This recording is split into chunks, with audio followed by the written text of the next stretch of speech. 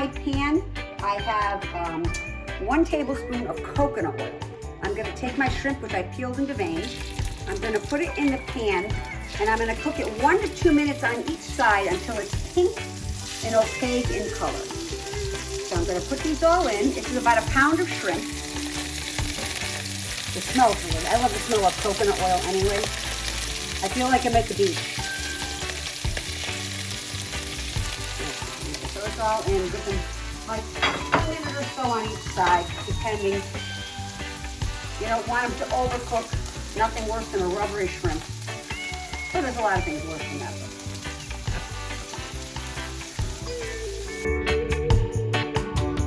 Okay, the shrimp are pink and opaque in color. I'm going to take them out and put them on a plate. And I'm going to use that same skillet and just get these out. These are going to go back in, so they're going to cook a little more anyway. I just don't like to overcook shrimp. So then I'm going to take my 1 shallot, which I peeled and diced. I'm going to put that in there, and I'm going to cook that for 2 minutes until it's translucent in color. So I'll see you in 2.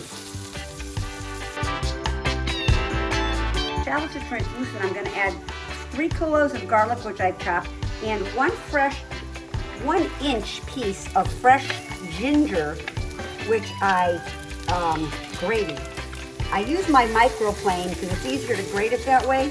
Because if I use the grater that I have for my ginger, sometimes it gets stuck and I can't get it out. So I just use the microplane. That's going to be like 30 seconds. And then I'm going to add these wonderful aromatic spices to this. Okay, that's all mixed up for you. I have in here 1 tablespoon of curry, a half a teaspoon of turmeric, a half a teaspoon of smoked paprika, and a half a teaspoon of cumin. I'm going to add the aromatics to the thing, and I'm going to just let them cook for a minute with this mixture. Oh my God, it smells so good in here. I love, those are probably all my favorite spices. It just smells so good. So I'm going to give that a nice stir. Get that in. Then I'm going to add to that 1 can of full-fat coconut milk,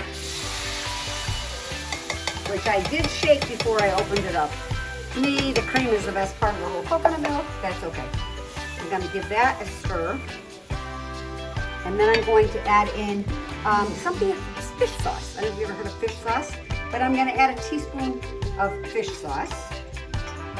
And then I'm going to add, seeing Milo is our official pet, we also have our official honey. We are beekeepers also. So I'm adding 1 teaspoon of our honey to this. You can add brown sugar if you'd rather. I just love I love honey in anything. So I'm going to put that in there. Don't want to waste a drop of that. The bees work too hard to give us that honey. So we're going to let that, I'm sorry, I forgot the half of 1 cup of diced tomatoes. So about a half of a 15-ounce can. We're going to put that on. We're going to let that cook for about 5 minutes until it starts to get thick. So I'll see you back in about 5. Okay, I'm going to add a little salt and pepper at this point, about a 1/4 teaspoon pepper and about a 1/4 teaspoon of salt, because we have so many other flavors going on in there. See how nice and thick it's gotten? This is what we wanted it to get like. And now we're going to add our shrimp back in, and we're going to cook that for another 1 to 2 minutes. See in about a minute or so. Okay, it's all cooked down. I have some brown rice in the bowl already that I cooked up. You can use rice noodles, regular rice, whatever you want. I'm just going to pour this over the top of it.